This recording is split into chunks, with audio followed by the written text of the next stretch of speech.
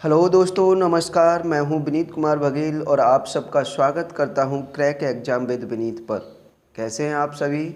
उम्मीद करता हूं आप सभी बहुत अच्छे होंगे, बहुत तंदुरुस्त और ज़बरदस्त होंगे और अच्छे से अपने आने वाले एग्ज़ामों की तैयारी कर रहे होंगे। तैयारी में और कुछ सुधार करने के लिए मैं ये सेशन लेके आता हूं और ये सेशन, जैसे आपको पता है कि हम उत्तर प्रदेश पुलिस कांस्टेबल के लिए जो मॉक टेस्ट हैं वो मॉक टेस्ट के क्वेश्चन सॉल्व करते हैं। हर एक मॉक टेस्ट में हम 20 क्वेश्चन मैथ के सॉल्व करते हैं और आज का मॉक टेस्ट नंबर 7 है। मॉक टेस्ट नंबर 7 के क्वेश्चनों को सॉल्व करेंगे।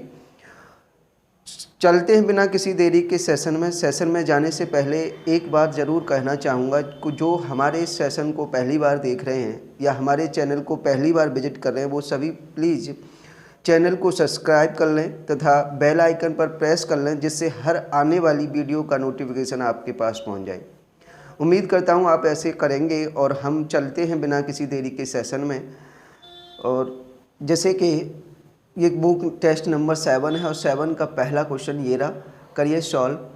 ये रहा 45 गुणा 18 माइनस कोष्टक 864 भाग 36 गुणा 15 प्लस 270 वैल्यू बतानी है। देखिए, जैसे पता है आपको कि हम सिंप्लीफाई करना है इसे, तो सिंप्लीफिकेशन का जो होता है कि पहले ब्रैकेट में सॉल्व करते हैं। तो ब्रैकेट में क्या है, 864 भाग 36।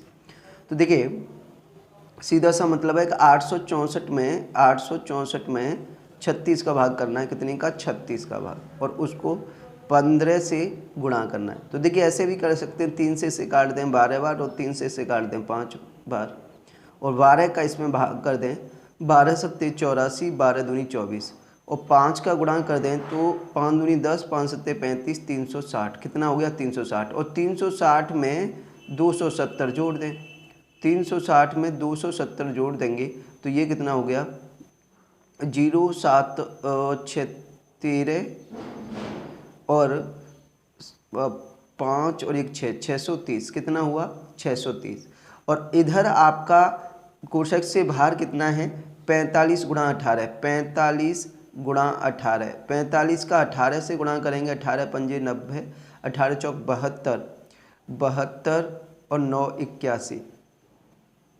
ठीक है, 72 और 9 81, 810 हो गया। इसमें से 630 माइनस कर देंगे। कितना? 630 माइनस करेंगे 0। 11 में से 3 घटेंगे तो 8 और 7 में से 6 गया तो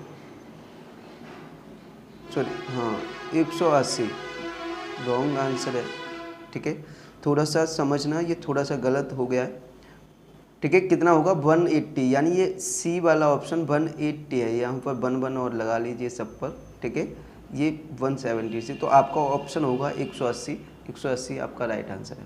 पहले ही क्वेश्चन के ऑप्शन गलत हो गए, सॉरी। ठीक है, आप सही कर लेना। 190 है, ये 196, 180 और 170 है। ऑप्शन नंबर सी आपका 180 राइट आंसर है। समझ गए? चलिए बढ़ते हैं नेक्स्ट क्वेश्चन पर। नेक्स्ट क्वेश्चन ये रहा, 0.72, 0.4 और 0.016 और 0.24 का मासा ज्ञात कीजिए। देखिए लासा मासा आपको पता है, मैंने बताया था, या तो इंटीजर्स यानी पूर्णांक का पूछा जाता है, या फ्रैक्शन यानी भिन्नों का पूछा जाता है, या डेसिमल नंबर यानी दशमलव संख्याओं का भी मासा या लासा पूछा जाता है। तो यहाँ दशमलव संख्याएं 0.72 और आपका 0.4, 0.016 और 0.24 और इसका आपको मासा बताना है। क्या बताना है? मासा, SCF मासा बताना है। तो देखिए दशमलव संख्याओं का मासा क्या करने के लिए क्या करना होता है? आपको दशमलव को समान स्थान पर करना होता है, और समान स्थान पर करने के लिए आप जानते हो कुछ मैक्सिमम जितने अंक के बाद पॉइंट होगा उतने ही अंक बनाने होते सब में। तो इसमें 2 अंक के बाद है, इसमें 1 अंक के बाद है, इसमें 3 अंक के बाद है, इसमें 2 अंक के, तो सबसे ज़्यादा 3 अंक के बाद है। तो सबको 3 अंक के बाद पॉइंट रखेंगे, यानी 7, ये तो था ही, 1 0 बढ़ा लेंगे, 3 अंक के बाद हो गया। 0.4 है तो यहाँ पर 2 0 बढ़ा लेंगे। ये 0.016 यहाँ बढ़ाने की ज़रूरत नहीं है, 3 ही का है। और यहाँ कर लेंगे 0.240। जैसे ही दशमलव बढ़ा लें, पॉइंट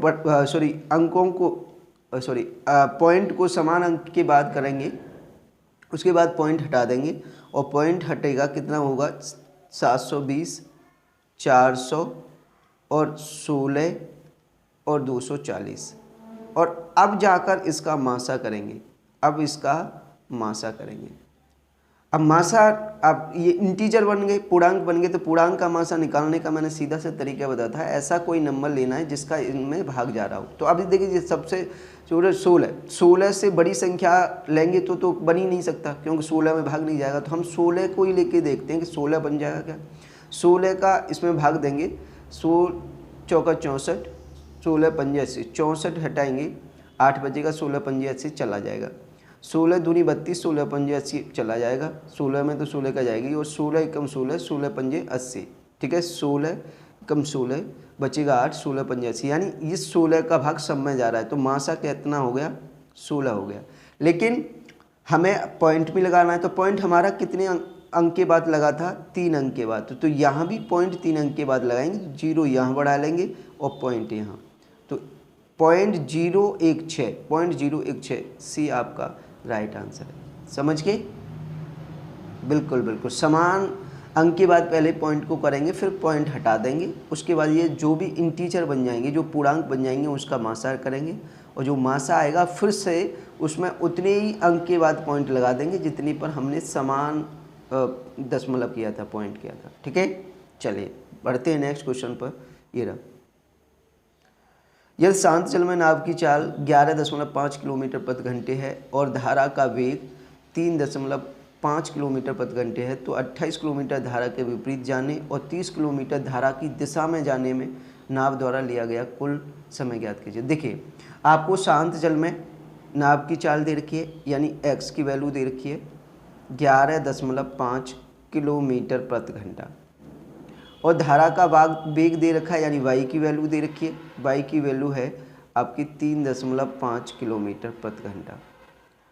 अब आपको धारा के विपरीत भी जाना है, यानी अप स्ट्रीम भी जाना है, और धारा की दिशा में यानी डाउन स्ट्रीम भी जाना है। तो पहले हम डाउन स्ट्रीम चाल निकाल लेते हैं।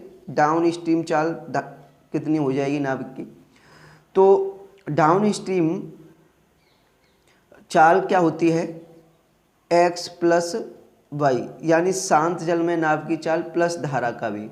तो हमारा कितनी हो जाएगी, 11.5 प्लस 3.5, ये कितनी हो गई, 15। कितनी हो गई, 15.0, यानी 15 किलोमीटर प्रति घंटा, ये हो गई। और अप स्ट्रीम चाल बताएंगे, यानी धारा के विपरीत दिशा में नाव की चाल बनाएंगे तो क्या होगी, x minus y. x minus y का मतलब 11.5 माइनस 3.5, तो ये हो जाएगी 8 किलोमीटर प्रति घंटा। ठीक है, अब वो कह रहा है कि डाउन स्ट्रीम उसे जाना है 28 किलोमीटर, सॉरी अप स्ट्रीम धारा का वेग तो 28 किलोमीटर धारा के विपरीत अप स्ट्रीम जाना है उसे। तो अब देखिए समय कितना लगेगा, समय टोटल समय बराबर क्या होता है, दूरी बटे चाल। तो अप स्ट्रीम दूरी कितनी है, 28 किलोमीटर, और अप स्ट्रीम चाल कितनी है, 8। तो 28 बटे 8 इतनी घंटे, प्लस डाउन स्ट्रीम दूरी कितनी है, 30 किलोमीटर, और डाउन स्ट्रीम चाल कितनी है, 15 जोड़े देंगे। तो 8 का भाग इसमें देंगे, तो 8 दूनी 24, 8 पंजे 40, 2.5, प्लस 15 का भाग इसमें देंगे तो 2, तो कितना हो जाएगा 8 दूनी 24 नहीं, 8 या 24 सॉरी 3.5 प्लस 2 कितना हो गया 5.5 आवर्स, 5.5 घंटे। ऑप्शन नंबर डी आपका राइट आंसर है। समझ गए, वेरी गुड। ठीक है, हाँ, यहाँ पर शांत जल में नाव की चाल धारा का वेग दोनों दे रखा है, इसलिए डाउन स्ट्रीम और अप स्ट्रीम आराम से निकाल सकते हैं। डाउन स्ट्रीम मतलब धारा की दिशा में, तो x plus y, upstream यानी धारा की विपरीत दिशा में x माइनस वाई, ये चाल हो गई। अब धारा की दिशा में 30 किलोमीटर जाना है और धारा की विपरीत दिशा में 28 किलोमीटर जाना है, तो इनको अलग अलग भाग देंगे तो अलग अलग समय मिलेगा, 3.5 और 2 घंटा, टोटल समय हो जाएगा 5.5 घंटे। समझ गए, कोई दिक्कत, एनी डाउट, नो। चल नेक्स्ट क्वेश्चन। नेक्स्ट क्वेश्चन है, किस ब्याज दर से 2100 रुपये का 4 वर्ष में साधारण ब्याज 546 रुपये हो जाएगा। क्या बात है। देखिए सिंपल इंटरेस्ट है, बड़ा क्वेश्चन है आसान। कितने यानी 2100 रुपये पर प्रिंसिपल कितना है 2100 रुपये, और टाइम भी पता है, टाइम है 4 वर्ष, और ऐसा ही है आपका साधारण ब्याज है 546 रुपये। ठीक है, तो रेट बताना। तो पहले देखिए 4 वर्ष का ब्याज है, आप 1 वर्ष का ब्याज निकाल लीजिए। 1 वर्ष का ब्याज, 1 वर्ष का ब्याज यानी 546 में 4 का भाग दे देंगे। 4 4 तिया 12, 4 छक्के 24, 4 पंजे 20, कितनी हो जाएगा 136.5। तो अब रेट कितना होगा, यानी दर क्या होगी, दर किस पर लगता है, प्रिंसिपल पर, यानी 2100 पर, और 1 साल का ब्याज कितना है 136.5 और इंटू 100। ठीक है, 100 से ये 2 जीरो कट जाएंगे, 21 का भाग देंगे तो ज़्यादा हो जाएगा, 6 6 दूनी 12, 21 छिक्के 126, बचेगा 10.5 105 105, 21 पंजे 105, 6.5% की दर से, 6.5%। ऑप्शन नंबर बी आपका राइट आंसर है। समझ के, हाँ इतने ही आसान तरीके से निकालना है, कोई फॉर्मूला नहीं, केवल लॉजिक समझिए। 2100 रुपये है यानी प्रिंसिपल है, जिस पर 4 वर्ष का साधारण ब्याज दे दिया है 546 रुपये। तो आप 4 साल का नहीं, आपको तो दर जो होती है वो वार्षिक होती है, 1 वर्ष की होती है। तो आप 1 वर्ष का ब्याज बना लीजिए, तो 4 का भाग दे देंगे, 1 वर्ष का ब्याज हो जाएगा 136.5। अब ये ब्याज किस पे लगता है, मूलधन पर। तो 136.5 2100 रुपये पर ब्याज लगा, तो कितनी परसेंट हो गया, गुणा 100 कर दीजिए, आ गया 6.5% आ जाएगा। समझ गए, वेरी गुड। चलिए नेक्स्ट क्वेश्चन ये रहा। ए और बी मिलकर एक काम को 24 दिन में कर सकते हैं, जबकि बी और सी मिलकर इसे 20 दिनों में तथा सी और ए मिलकर इसे 30 दिनों में कर सकते हैं। तो सी अकेला उस काम को पूरा करने में कितने दिन लेगा। देखिए पेयर में काम कर रहे हैं, ए और बी जब एक साथ काम करते हैं तो काम 24 दिन में होता है, 24 दिन। लेकिन उसी काम को अगर बी और सी करते हैं तो काम 20 दिन में होता है। कितने दिन में, 20 दिन में। लेकिन उसी काम को सी और ए मिलकर करेंगे तो 30 दिन में होता है। तो काम कितना हो गया, पहले काम 24, 20 और 30 का एलसीएम करेंगे तो कितना हो जाएगा 120।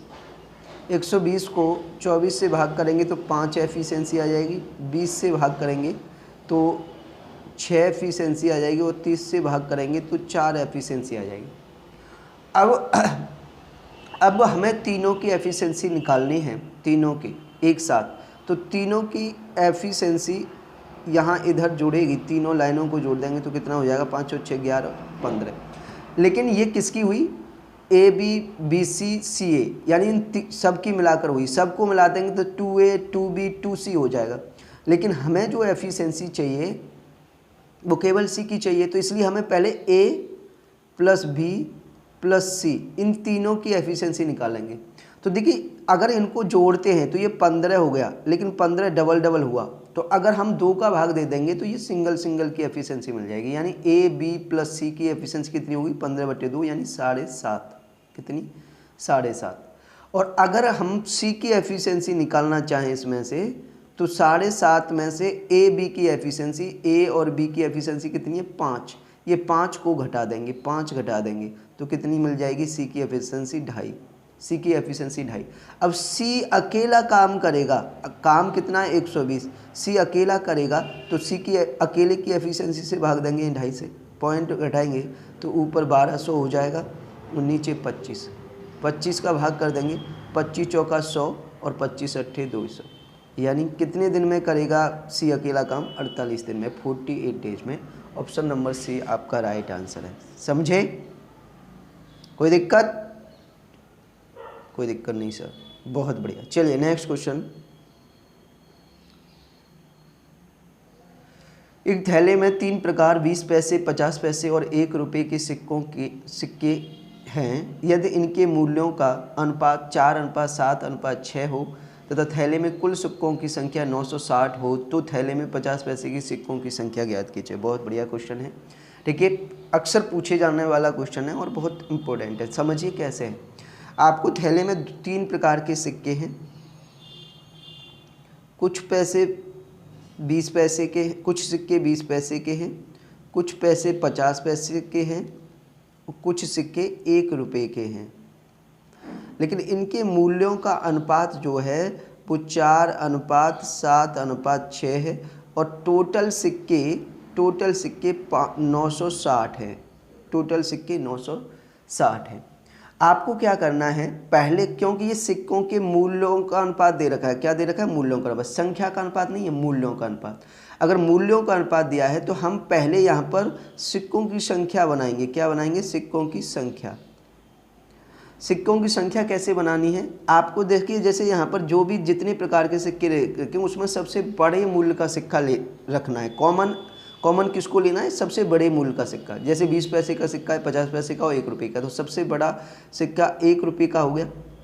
अब 1 रुपये के सिक्के में अगर हम 20 पैसे के सिक्के बनाएंगे तो कितने बनेंगे? 5 सिक्के। 1 रुपये के सिक्के में 50 पैसे के सिक्के बनाएंगे तो कितने बनेंगे? 2 सिक्के। और 1 रुपये के सिक्के में 1 रुपये के सिक्के बनाएंगे तो कितने बनेंगे? 1। अब इसका जैसे ये सिक्के बन जाएंगे आपको क्या करना है, इनके मूल्यों से मूल्यों के जो अनुपात दे रखा है उससे गुणा कर देना। यानी 5 × 4 20, 2 × 7 14 और 1 × 6 6। जैसे ये गुणा करोगे इसका काम खत्म हो जाएगा, इसे हटा देना। इन तीनों को जोड़ लेना, इन तीनों को जोड़ना। तो इन तीनों को जोड़ेंगे तो 20, 34 और 6 40 हो गया। और 40 यूनिट की वैल्यू हो गई आपके पास 960 सिक्के। तो 1 यूनिट की वैल्यू निकालेंगे तो 4 दूनी 8, 4 चौक 16, 24 कितनी आएगी? 24। 1 यूनिट की वैल्यू 24 हो गई। तो आपसे पूछा है 50 पैसे के सिक्के, 50 पैसे के सिक्के। तो 50 पैसे के सिक्कों का रेशियो क्या आया था? 14 यूनिट। तो 14 × 24, 14 × 24, 14 चौका 56 और 14 दूनी 28, 5 33 कितनी?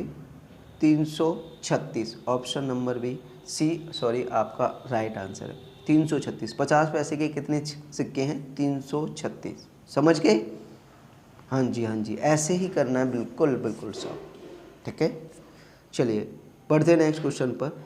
नेक्स्ट क्वेश्चन ये रहा, एक दुकानदार ने 56 गेंदों को 2240 रुपये में बेचा तो उसे 7 गेंदों के क्रय मूल्य के बराबर लाभ होता है। तो 8 गेंदों का क्रय मूल्य ज्ञात कीजिए। बहुत बढ़िया। देखिए पहले तो ये देख लो कि 56 गेंदों को 2240 रुपये में बेचा है, तो उसने एक गेंद कितने रुपये में बेची ये देखो। तो एक गेंद का एसपी देख लो, यानी विक्रय मूल्य देख लो कितना होगा। टोटल जो विक्रय मूल्य 2240 है और कितनी गेंद है टोटल? 56 का भाग दे देंगे। तो देखिए पहले 8 से भाग दे देते हैं, 8 7 56 और ये 8 दूनी 16 और 8 8 64 280। 7 का फिर भाग दे देंगे तो ये आ जाएगा 7 चौक 28 40 रुपये। ठीक है, तो एक गेंद उसने 40 रुपये में बेची। अब 56 गेंदें बेचने पर उसे प्रॉफिट कितना हुआ? 7 गेंदों के क्रय मूल्य के बराबर। तो लाभ कितने प्रतिशत हो गया? यहाँ से देख लो प्रॉफिट कितने % हुआ। तो लाभ % के लिए कितनी गेंदों के क्रय के बराबर लाभ हुआ है? 7 के बराबर। कितनी गेंदें बेचने पर? 56 गेंदें बेचने पर। 7/56 और गुणा 100। तो 7 से काटेंगे 56 को 8 बार और 8 का भाग 100 में देंगे तो 12.5%। यानी लाभ कितना हुआ है? 12.5%। 12.5% लाभ हो गया। तो उसका एक गेंद, ठीक है, 12.5% लाभ हुआ। ये थोड़ा गलत है मेरे हिसाब से।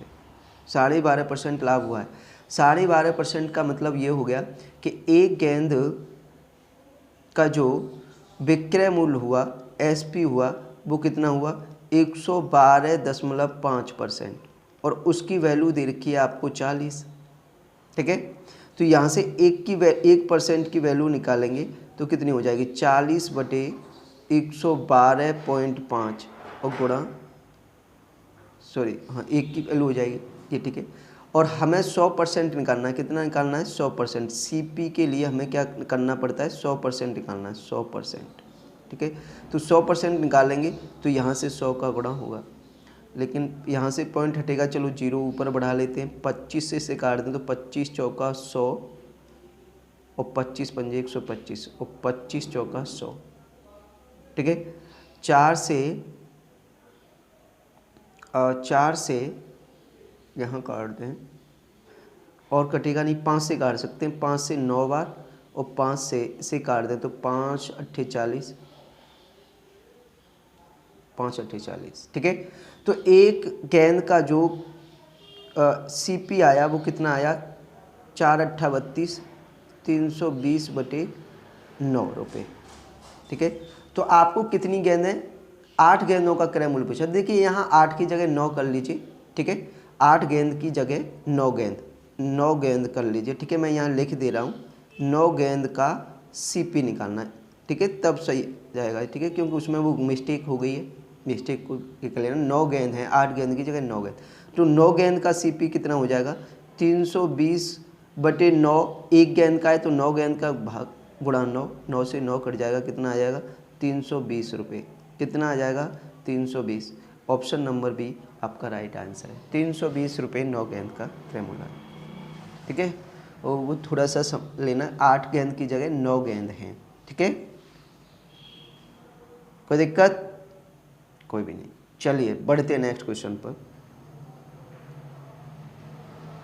360 का 75% माइनस 800 का 25% प्लस 210 का 10% कितना होगा? 360 का 75%, देखिए 360 का 75% करेंगे, 75/100, माइनस 800 का 25% करेंगे यानी 25/100, और प्लस 210 का 10% करेंगे यानी 10/100, और उसके बाद सॉल्व करना है।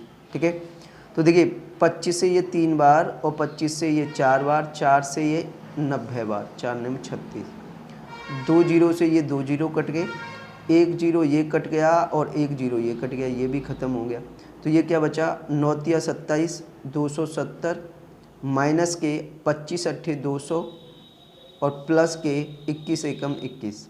ठीक है, तो 270 में से 200 घटाएंगे, 70 बचेंगे, 70 में 21 जोड़ देंगे तो 91 यानी 91। ऑप्शन नंबर सी बिल्कुल सही है, आपका राइट आंसर है। समझ गए? हाँ, हमें सेशन पसंद आ रहा हो, कंटेंट अच्छा लग रहा हो और लॉजिक अब समझ में आ रहे होंगे, क्वेश्चन को किस तरीके से सॉल्व करके बताया जा रहा है, तो आप इस वीडियो को लाइक करना और अपने सभी दोस्तों में इस सेशन को शेयर करना। सारे स्टडी ग्रुप में, इंस्टाग्राम, फेसबुक, टेलीग्राम, व्हाट्सअप, जहाँ भी आप जुड़े हुए हैं सब पर इसको शेयर करना। ठीक है, कि मैं बस इतना ही चाहता हूँ आपसे कि अगर सेशन पसंद आता है तो उस सेशन को लाइक करें और ज़्यादा से ज़्यादा ग्रुप्स में शेयर करें। अब सभी लोगों के पास ये सेशन पहुँचना चाहिए। ठीक है, चलिए नेक्स्ट क्वेश्चन ये रहा। कोष्ठक √784 प्लस √2209 भाग √225 की क्या होगी? देखिए सॉल्व पहले क्वेश्चन में करते हैं। तो ऊपर है 784 किसका वर्गमूल होता है? 28 का, प्लस अंडर रूट में 2209 किसका होता है? 47 का, डिवाइड में ये तो प्लस में हो गए, डिवाइड में 225 किसका होता है? 15 का। इसको जोड़ देंगे 7 8 15, 6 और 1 7, 75 हो जाएगा। कितना? 75 में 15 का भाग कर देंगे तो कितना आ जाएगा? 5। ऑप्शन नंबर ए आपका राइट आंसर है। बस हाँ, ऐसे ही होंगे क्वेश्चन। बढ़िया, चलिए नेक्स्ट क्वेश्चन। 7 वर्ष पूर्व एक्स और वाई की आयु का अनुपात 7:10 था और 8 वर्ष बाद यह 4:5 होगा, तो वर्तमान में उनकी आयु का अनुपात ज्ञात कीजिए। ठीक है, बहुत बढ़िया। देखिए 7 वर्ष पूर्व एक्स और वाई की आयु का अनुपात है 7:10। 7 वर्ष पूर्व एक्स और वाई की आयु का अनुपात 7:10 था और 8 वर्ष बाद उनकी आयु का जो अनुपात है, यानी x और y की आयु का जो अनुपात है वो कितना होगा, वो होगा 4:5। ठीक है, तो मैंने बताया जब दो अलग अलग पैरामीटर पर आपको अनुपात दिए हैं तो उनका पहले अंतर देखें, क्योंकि अंतर, आयु में अंतर हमेशा समान होता है। तो यहाँ पर x और y की आयु का अंतर यहाँ कितना है 3, और यहाँ कितना है 1, यहाँ अंतर 3 है और यहाँ अंतर 3 है और यहाँ अंतर 1 है, तो ये तो गलत है। तो आपको पहले अंतर को समान करना पड़ेगा। समान करने के लिए 3 और 1 को समान करेंगे तो सीधा सा मतलब है कि इसमें 3 का गुणा करना पड़ेगा। किसका? 3 का गुणा।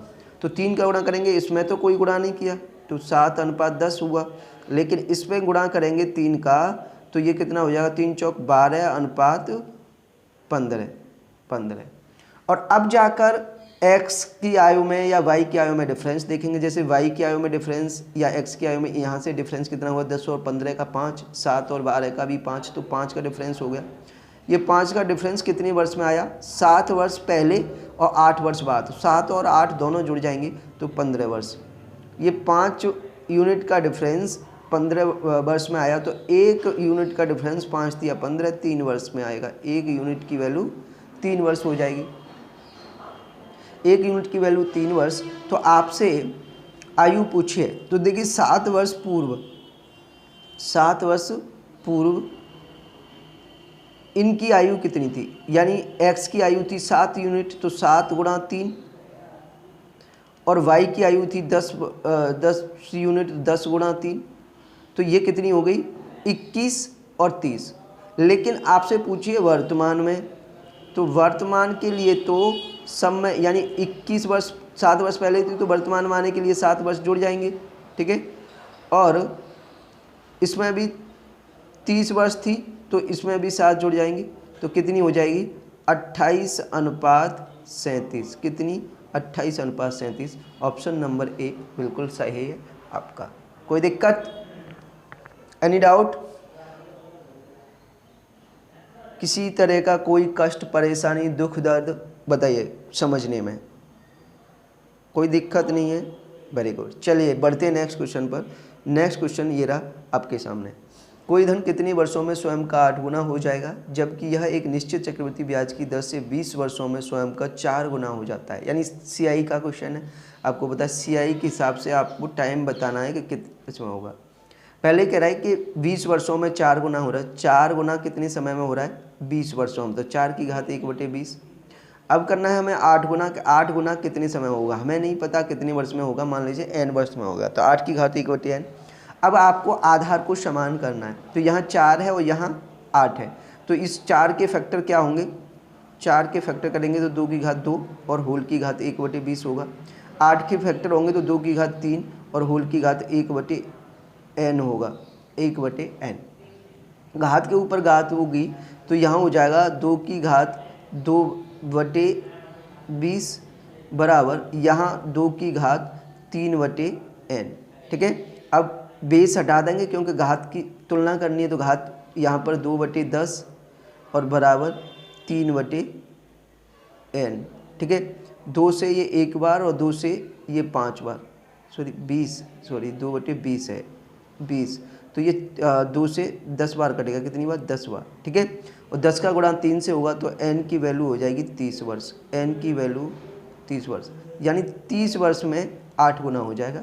ऑप्शन नंबर सी आपका राइट आंसर। समझ के, कोई दिक्कत, कोई दिक्कत नहीं सर।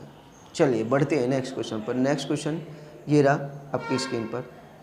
यदि 5 संख्याओं का अनुपात 3:5:8:6:4 है, कितना है, 3:5:8:6:4 है, और इनका मासा, साथ में मासा दे रखा है, SCF दे रखा है आपको 119।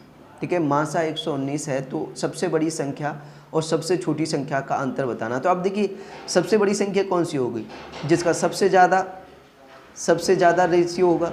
ठीक है, सबसे छोटी संख्या कौन सी होगी, जिसका सबसे कम रेशियो होगा, तो सबसे कम रेशियो ये है। तो 8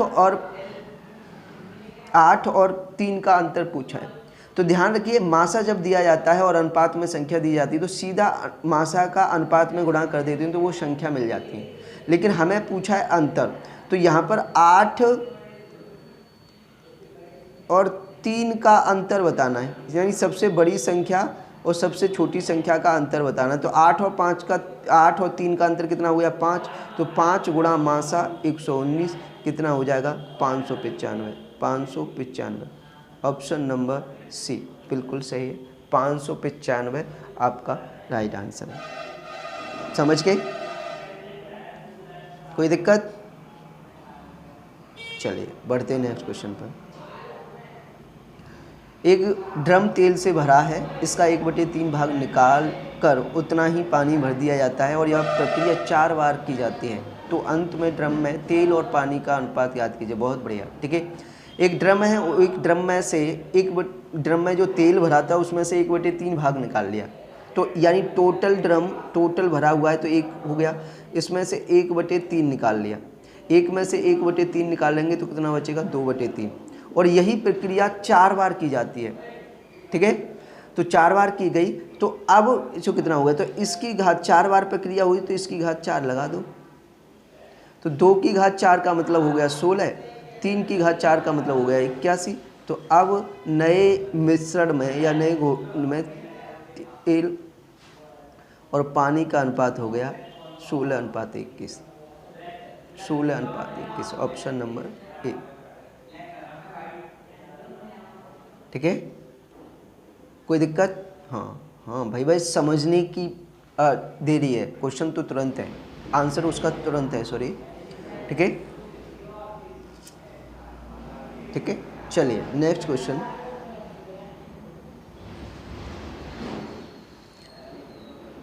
एक घोड़ा 45 किलोमीटर प्रति घंटे की चाल से दौड़ता है तो वह 112.5 किलोमीटर दूरी को कितने समय में तय करेगा। ये तो देखिए सीधा सा बताए, टाइम बताना है समय दूरी चाल में आपको टाइम बताना है, समय बताना है। समय बराबर क्या होता है दूरी बटे चाल। दूरी 112.5 और चाल कितनी है 45, तो भाग करना था। 45 दूनी 90, बचेगा कितना 22 और 225 हो जाएगा। 45 पंजे 225, तो 2.5 घंटा कितना लगेगा 2.5 घंटा। 2.5 घंटे को क्या बोल सकते हो आप 2 घंटा 30 मिनट, 2 घंटा 30 मिनट, 2 घंटा 30 मिनट, ऑप्शन नंबर सी बिल्कुल। कोई दिक्कत? जी बिल्कुल। चलिए नेक्स्ट क्वेश्चन। एक छात्र साइकिल द्वारा अपने घर से स्कूल जाता है। जब वह 10 किलोमीटर प्रति घंटे की दर से साइकिल चलाता है तो निर्धारित समय से 7 मिनट देर से स्कूल पहुंचता है, लेकिन जब 12 किलोमीटर प्रति घंटे की दर से चलाता है तो निर्धारित समय से 5 मिनट जल्दी पहुंच जाता है। तो उसके घर से स्कूल की दूरी याद कीजिए। देखिए कितना बड़ा क्वेश्चन है, लेकिन देखिए तरीका क्या है, को डिस्टेंस पूछिए, उसके घर से डिस्टेंस कितनी है, ठीक है। मैं यहाँ पहले पूरा समझा देता हूँ आपको। वो कह रहा है कि अगर वो 10 किलोमीटर प्रति घंटे की स्पीड से साइकिल चलाता है तो जहाँ पर पहुँचना है वहाँ, यानी स्कूल पहुँचना है तो स्कूल वो 7 मिनट देरी से पहुँचता है, 7 मिनट लेट पहुँचता है देरी से। लेकिन अगर वो साइकिल 12 किलोमीटर प्रति घंटे की स्पीड से चलाने लग जाता है तो वो स्कूल 5 मिनट जल्दी पहुँच जाता है, निर्धारित समय से 5 मिनट जल्दी पहुंच जाता है। तो इसका मतलब है कि उसके पूछा है कि उसके घर से स्कूल कितनी दूर है, तो दूरी पूछे। अब देखिए इसका दूरी किस तरह से बनानी है, आपको दोनों चालों का गुणा करना है। 2 बार चाल दे रखिए 10 गुणा 12, और इन्हीं दोनों चालों का अंतर करना है, यानी 12 माइनस 10, और इनटू समय में जो अंतर आया है, ये समय का जो अंतर आया है उस अंतर को करना है। तो 7 मिनट देरी यानी 7 मिनट लेट और 5 मिनट जल्दी तो 5 मिनट। तो यहाँ पर देरी और जल्दी दे रखा होगा, यानी देरी का मतलब 7 मिनट ज़्यादा समय ले रहा है, ठीक है, और 5 मिनट जल्दी का मतलब 5 मिनट पहले पहुँच रहा है। तो जब प्लस और माइनस का डिफरेंस करते तो हमेशा जुड़ता है, तो 7 और 5 जुड़ जाएंगे 12 मिनट। लेकिन चाल हमारी किलोमीटर प्रति घंटे में है तो इस मिनट को घंटा बनाएंगे तो 60 से भाग कर देंगे, ठीक है, हो गया। देखिए 12 से एक बार, 12 से 5 बार, ठीक है, 5 से इसको काट देंगे 2 बार, ठीक है, तो ये हो जाएगा 2 गुणा 12 और नीचे 12 में से 10 कटेंगे तो 2, 2 से 2 कट गया तो कितना आ गया 12 किलोमीटर।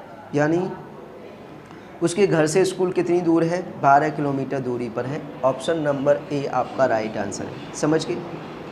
हाँ भाई, देखने में ही बड़ा है लेकिन सॉल्यूशन इतना सा ही है इसका, इतनी ही देर में आप करोगे, 30 से 35 सेकंड में क्वेश्चन का आंसर। समझ गए? कोई दिक्कत? भाई बस मैं एक ही रिक्वेस्ट करना चाहूँगा फिर से आपसे कि अगर सेशन पसंद आ रहा हो तो सेशन को लाइक करना और ज़्यादा से ज़्यादा ग्रुप्स में शेयर करना। अपने छोटे भाई, बड़े भाई बहन जो भी यूपी पुलिस का एग्ज़ाम देने वाले हैं 17 और 18 फरवरी को, उनके पास ज़रूर पहुँचाएँ इस कंटेंट को, ठीक है? डेफिनेटली फ़ायदा मिलेगा आने वाले एग्ज़ामों में इसका। चलिए बढ़ते हैं नेक्स्ट क्वेश्चन पर। 15,000 रुपये पर 12% वार्षिक ब्याज की दर से 1 वर्ष 8 महीने का चक्रवृद्धि ब्याज बताना है, ठीक है? चक्रवृद्धि ब्याज करना है, कंपाउंड इंटरेस्ट कितने पर, 15,000 रुपये प्रिंसिपल है, 15,000 प्रिंसिपल है और 1 वर्ष और 8 महीना, तो 1 वर्ष तो ये पूरी हो गई, 8 महीने को भी वर्ष बनाएंगे तो 8 महीने को वर्ष बनाएंगे तो 8 में 12 का भाग करना पड़ेगा, 4 से कट जाएगा, 4 दूनी 8, 4 तिया 12, ये कितनी वर्ष हो जाएगी, 2/3 वर्ष। यानी ये पूरा 1 वर्ष और ये 2/3 वर्ष। रेट आपको बताया कि 12% की दर से लगेगा, कितने परसेंट की दर से, 12%। तो 15,000 रुपये का एक बार 12% निकालोगे तो कितना आ जाएगा, 1800। 1800 1 साल का हो गया। 1800 का 2/3 कर देंगे तो 3 छक्के 18, 6 दूनी 1200, कितना हो जाएगा 1200। अगर इन दोनों को जोड़ेंगे तो ये 3000 जो होगा वो होगा SI यानी साधारण ब्याज, लेकिन हमें चाहिए कंपाउंड, तो ब्याज पर भी ब्याज लगता है कंपाउंड के लिए, तो इस पे फिर से 1800 पर फिर से 12% लगेगा, लेकिन कितने समय के लिए, ये 1 वर्ष का ब्याज है तो 1 वर्ष के बाद 2/3 समय वर्ष बचा है तो 2/3 के लिए, तो 1800 का 12% निकालेंगे, ठीक है, और उसका 2/3 कर देंगे, 2/3 यहाँ कराया जाएगा तो 1200 का 12% 144, कितना आ जाएगा 144, तो 144 और आ जाएगा, तो 144 और जोड़ देंगे तो तब ये सब जोड़ेंगे तो 1800 और 1200 3000 और 144 3144, कितना ब्याज बनेगा, ये CI होगा, चक्रवृद्धि ब्याज होगा 3144। ऑप्शन नंबर बी आपका बिल्कुल सही है, 3144 इसका राइट आंसर है। समझ के? कोई दिक्कत? कोई दिक्कत नहीं, बहुत बढ़िया। चलिए नेक्स्ट क्वेश्चन ये रहा आपकी स्क्रीन पर। 8 पूर्णांकों का औसत 55 है, जिनमें से 2 पूर्णांकों को गलती से 39 और 24 के स्थान पर 36 और 47 गिना गया है, तो सही औसत ज्ञात कीजिए। देखिए 8 पूर्णांक है, 8 नंबर है और उनका एवरेज जो है वो 55 है, लेकिन ये 55 एवरेज गलत है, क्योंकि 2 सही संख्याओं को गलत पढ़ा गया। सही क्या था, एक संख्या थी 39 और एक थी 24, लेकिन गलती क्या हुई, गलती ये हुई कि 39 को तो 36 पढ़ा गया और 24 को 47 पढ़ा गया, तो इसकी वजह से ये गलत हो गया। तो गलती कितने की हुई, तो यहाँ से अंतर देखिए, अंतर देखेंगे तो 39 में से 36 घटाएंगे तो ये तो 3 हो गया, लेकिन 24 में से 47 घटाएंगे तो ये माइनस के कितने बचे, 23, तो 3 माइनस 23 करेंगे तो ये माइनस के 20 का डिफरेंस आ गया, माइनस के 20 का डिफरेंस आ गया, तो औसत में कितना डिफरेंस आ जाएगा, औसत के लिए -20 है, कितनी संख्या है यानी कितने पूर्णांक है, 8 है, 8 का भाग कर दीजिए, तो -8 दूनी 16 और 8 पचे 40, यानी 2.5 एवरेज कितना हो जाएगा, सही औसत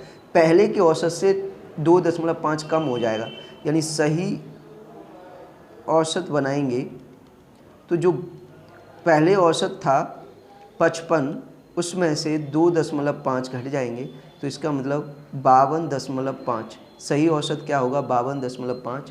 आपका ऑप्शन नंबर बी बिल्कुल सही है। समझ गए? जी जी जी, ये पूरा मल्टीप्लाई करने की ज़रूरत ही नहीं थी, यहीं से डिफरेंस से पता चल जाएगा कि कितने का डिफरेंस आया है। ये अगर माइनस में डिफरेंस आ रहा है तो औसत माइनस करना पड़ेगा, अगर ये प्लस का डिफरेंस आ रहा होता तो उतना औसत निकाल के इसमें जोड़ देते, बस यही है। समझ रहे हो? Very good. चलिए नेक्स्ट क्वेश्चन। 1800 के 8/15 का 75% माइनस 550 का 40% कितना है? ये तो सिंप्लीफाई करना है। 1800 का 8/15 निकालना है और उसका फिर 75% निकालना है, 75/100, और इसमें से 550 का 40% माइनस करना है, 40% निकाल के माइनस, 0 0 ये कट जाएंगे दोनों जीरो, इधर ये 100 से ये दोनों जीरो कट जाएंगे, दोनों जीरो कट गए, 15 से ये 5 बार, 15 पंजे 75, ये गुणा करेंगे 8 पंजे 40 गुणा 18, 18 चौक 72, 720 माइनस 4 का गुणा 55 से करेंगे, 55 4 पंजे 20, 220, कितना 220, 720 में से 220 घटेंगे तो कितना आ जाएगा 500। ऑप्शन नंबर डी आपका बिल्कुल सही आंसर है। कोई दिक्कत? कोई दिक्कत नहीं। चलिए बढ़ते हैं नेक्स्ट क्वेश्चन पर। नेक्स्ट क्वेश्चन ये रहा, करिए सॉल्व फटाफट। क्वेश्चन है, एक बल्लेबाज ने अपनी 15वीं पारी में 66 रन बनाए जिससे उसका औसत 1.2 बढ़ गया, तो बताओ 15वीं पारी से पहले उसका औसत कितना था? बहुत बढ़िया, यानी 15वीं पारी में और रन बनाए 66 रन बनाए जिससे एवरेज में वृद्धि हो गई, एवरेज में वृद्धि 1.2 की। तो आपको क्या करना है कि 15वीं पारी से पहले का एवरेज निकालना है, यानी 14 पारियों का एवरेज निकालना है इसका, 15वीं पारी से पहले उसका। तो आप क्या करेंगे, इस 15 में का जितना भी एवरेज में वृद्धि हुई है कमी हुई उसका गुणा कर देंगे। तो 15 का गुणा 1.2 से करेंगे, क्या करेंगे 1.2 से, और 1.2 से जब गुणा करेंगे तो ये आ जाएगा 15 दूनी 30, 15 और 3 18, कितना आ जाएगा 18, यानी 18.0 कह सकते हो आप, ठीक है। और ये आ जाएगा। अब इसको क्या कर देना है, क्योंकि यहाँ पर वृद्धि हुई थी एवरेज में, तो आप इसमें से पहले वाले ये जो रन बने हैं इस रन में से इसको घटा दीजिए। तो 66 में से 18 घटाएंगे, 66 में से 14 में से 16 में से 8 गए तो 8, 5 बच गए तो 48। तो पहले का एवरेज कितना था 48। सी, ऑप्शन नंबर सी बिल्कुल सही है। बिल्कुल ऐसे ही बनाने भाई, इस तरीके से, तभी तो वहाँ टाइम को मैनेज कर पाओगे आप। जी जी, चलिए नेक्स्ट क्वेश्चन और लास्ट क्वेश्चन। क्वेश्चन है, रमीना ने एक दुकान से 6 नेल पॉलिश खरीदने पर 2 नेल पॉलिश फ्री प्राप्त किए तथा दूसरी दुकान से 5 हेयर बैंड खरीदने पर 3 हेयर बैंड फ्री प्राप्त किए और यूपीआई से भुगतान करने पर 20% अतिरिक्त छूट प्राप्त की। उसने कुल कितनी % छूट प्राप्त की? ये तो बहुत बढ़िया क्वेश्चन है साहब, क्या बात है। देखिए 6 नेल पॉलिश खरीदी और उसको 2 फ्री मिली, इसका मतलब कि उसको पैसे तो 6 के देने पड़े, सॉरी उसने मतलब 6 नील पॉलिश खरीदने पर 2 नील पॉलिश फ्री खरीदी, यानी दुकानदार ने एक सेकेंड गलत तो नहीं है, सही है। 6 नेल पॉलिश खरीदने पर 2 नेल पॉलिश फ्री प्राप्त किए, तो इसका मतलब ये है कि दुकानदार ने टोटल 8 नेल पॉलिश दी और 8 नेल पॉलिश में से उसको 6 नेल पॉलिश के पैसे मिले, ठीक है। दूसरे दुकानदार ने 5 हेयर बैंड खरीदने पर 3 हेयर बैंड फ्री दिए, तो इसका मतलब उसने भी 8 हेयर बैंड बेचे, लेकिन 8 हेयर बैंड में से उसको पैसे कितने हेयर बैंड के मिले? 5 के, और 20% अतिरिक्त यूपीआई का भुगतान करने पर छूट दी गई। तो 20% का मतलब हो गया 1/5, यहाँ से मतलब 5 का पर 1 रुपये की छूट, तो 4 में ये बिका। तो टोटल यहाँ एमआरपी और टोटल ये एसपी कितना हुआ ये देखिए। तो 8 8 64, 64 गुणा 5 कर देंगे, या फिर ऐसे कर लो 5 से ये 5 काट दो, ठीक है, और 4 से ये 2 बार काट दो, और 2 से ये 3 बार काट दो, ठीक है, सब कट ही गया, ठीक है। तो यहाँ बचेगा 8 और यहाँ बचेगा 3। इसका मतलब यह है कि 8 MRP है और 3 SP है, तो छूट कितने की हो गई? 8 में से 3 घटा देंगे तो 5 की, कितने पर? MRP पर, 8 पर और इंटू 100। 4 से काटा 2 बार, 4 से काटा 25 बार, 25 पंजे 125 बटे 2, 25 पंजे 125 बटे 2 तो 62.5। कितने % छूट हुई? 62.5। ऑप्शन नंबर डी आपका बिल्कुल सही आंसर है। कोई दिक्कत? टोटल डिस्काउंट मिला 62.5%। समझ गए? कैसा लगा क्वेश्चन? बढ़िया। बताइए सेशन कैसा लगा? एक बार मैं स्क्रीन पर आता हूँ और फिर बताइए किस तरह का सेशन लगा आपको। बताइए जहाँ कैसा लगा सेशन। अगर देखिए मैं फिर से आपसे एक ही गुजारिश करूंगा, अगर सेशन अच्छा लगा हो, कंटेंट समझ में आया हो और आपको लॉजिक समझ में आया हो, क्वेश्चन को सॉल्व कराने के जो तरीके समझ में आए हो, तो सेशन को लाइक करना और ज़्यादा से ज़्यादा ग्रुप्स में शेयर करना। अब सभी जगह पर इसको सेशन को पहुंचाना है, इसको वायरल करना है, क्योंकि कंटेंट मैंने आपको बिल्कुल एग्जाम लेवल का पढ़ा रहा हूं और वही जिस तरह के पूछे जाने की संभावना है उसी संभावित क्वेश्चनों को लेकर आ रहा हूँ। ठीक है, तो ज़रूर हर एक आपके भाई बहन यार दोस्त सबको हेल्प करेंगे। जितने भी 17 फरवरी और 18 फरवरी को यूपी पुलिस का एग्ज़ाम देने जा रहे हैं, उनके पास ज़रूर इस सेशन को पहुंचाना, और जब वो कहेंगे तो कहीं न बहुत ज़्यादा मदद मिलेगी आपको एग्ज़ाम में। ठीक है, आज के लिए इतना ही, मिलते हैं नेक्स्ट सेशन में। तब तक के लिए जय हिंद, जय भारत।